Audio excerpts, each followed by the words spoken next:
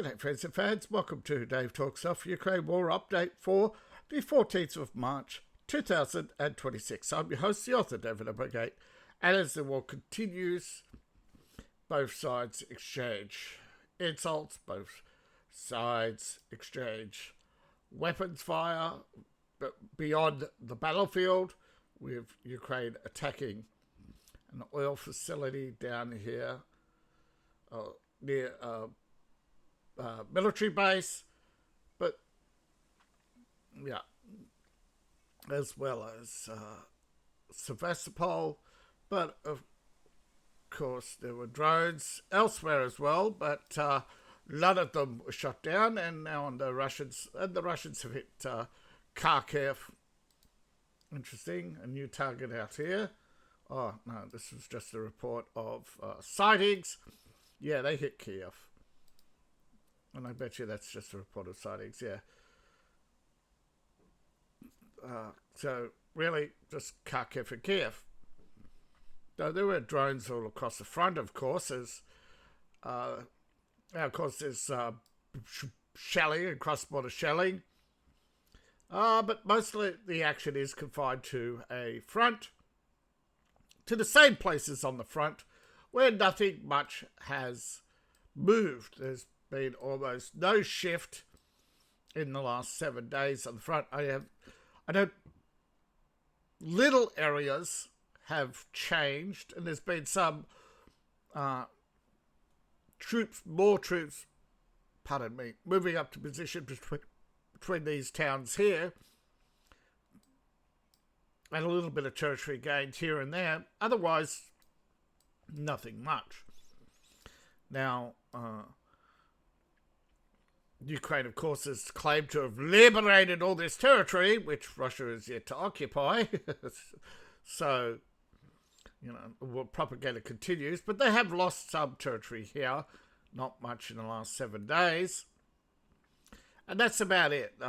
Ukraine's lost territory here, and Russia has failed to gain territory here in the last 7 days. But Ukraine's lost territory here, a little bit here, a little bit here. Though only little bits in the last 7 days. It's the slowest they've been in a long time. But again, intelligence reports have Russia always building up, and it's starting to sound like weapons of mass destruction, isn't it? Now, we don't know what's happening with the Russians, but President Putin has expressed that he is happy with the progress so far. I mean, what else is he going to say in public? But new missiles, the new loadouts have made their way to the front, and let's see what they have today. Now, this is one of many apparent upgrades. Last week we saw new artillery, before that new aircraft.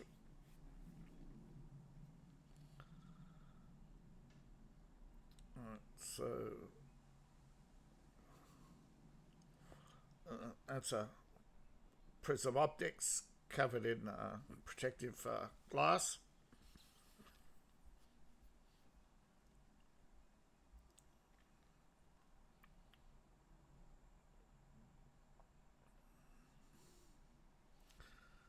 So there we have the launcher.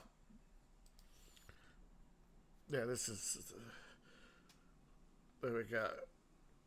New missile. So they have test fired it in Ukraine.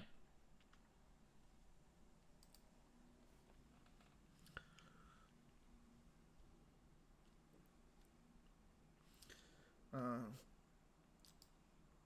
so they've loaded it up on a number of vehicles, and yeah, we get it. We've seen that before. So, yeah, nothing. Where's the specs? Did they give us any? Oh, here we go.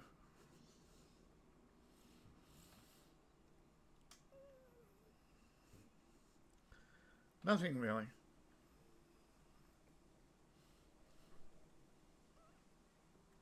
Yeah, so they've loaded them up onto various vehicles.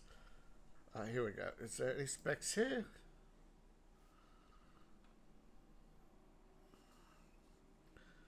Okay. I'm Russian. Thank you. You're so considerate. All right. So 550 meters per 2,000 kilometers per hour. Uh, five. Yeah. So my guess is around 3.5 to 5 kilometers altitude. So, yeah, these are a range of new missiles. We'll get to others another day, but yeah, forgot to translate the video, didn't I? Typical. Not sure if it's which model is what, but it appears there's a couple of models of missiles. Now, Russian missiles have hit Bavaria near Kiev. As you can see, it is a truck stop, not a school, not a residence. You can see the fencing. It's a large area on fire. In retaliation for the attack on Bryansk the other day, French and British ambassadors have been summoned. Protests have been lodged. Will anybody be expelled? No, they haven't. But they have been condemned and told to give up Ukraine. Of course, the British would respond, that's not going to happen. And the French would just yawn and say what he said. And then, bugger off and have a little old laugh. But of course, then they wonder why Russia doesn't listen to them anymore. What if Russia doesn't care about them anymore? This is the problem. When you have no mothers, you start to lose friends and potential friends, and the world will slowly turn against you. But they don't think long term. They only say, that's tomorrow's problem.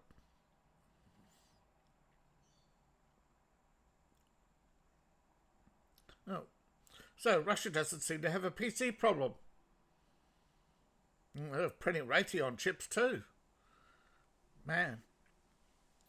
Alright, so Russian troops have liberated 2 communities in the last week. It's pretty slow. They were building up.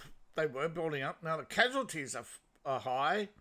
Over 1,000 a day on average. Some areas lower than others. But yeah, over 1,000 a day. Casualties. Not all died. And diplomacy has infuriated Zelensky because he seems to think he is running the show. That it's his word. Oh no. Well, too bad, so sad. America can do what it's want. You're the president of Ukraine, not the president of America. Get quiet in the corner. Now, these are only temporary restrictions anyway, and these are only temporarily lifted anyway. Now, Russia is getting to supply some sanctions to some countries in order to meet their fuel demands, to keep oil around $100 a barrel and potentially lower. And this is, of course, angering Zelensky, who's doing the bidding of speculators. And you'll know it. Right? BlackRock would be backing Zelensky if they weren't getting something from it. Come on, be realistic.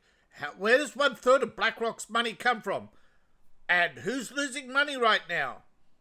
BlackRock. They were hoping barrel oil would hit 200. Now it's not. They're crying. Oh, too bad. So sad. The Ontario Teachers Union won't get their big payday. Oh, that's why Canada's crying about Trump. He's not giving us big profits. Now, there were retaliatory strikes over the last week. I showed you one yesterday on railway. This was another one today. They have targeted fuel, energy, transport, airfields, any drones and, of course, long-range strike capacity. Now, they also said they've hit foreign mercenaries, but they're scattered. You're not going to get them all. And it's a slow. I mean, you're going to remember this. If you compare the map, right? Iran, it would be, oh yeah, this would be 10, 10, 10, 10. These are individuals, right? So here we have the state of the war, and it is slowing. I thought it would get bloodier.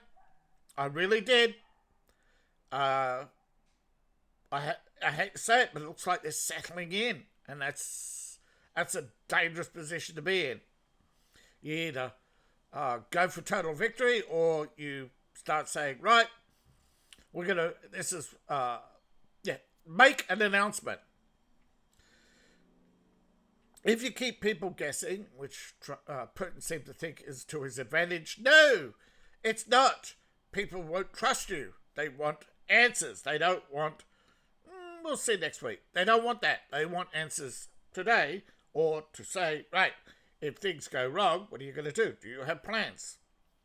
They want answers, and Putin and both Zelensky. Well, Zelensky just says, "Hey, the war will be over when we destroy Putin," and that's not going to happen. You're going to die first.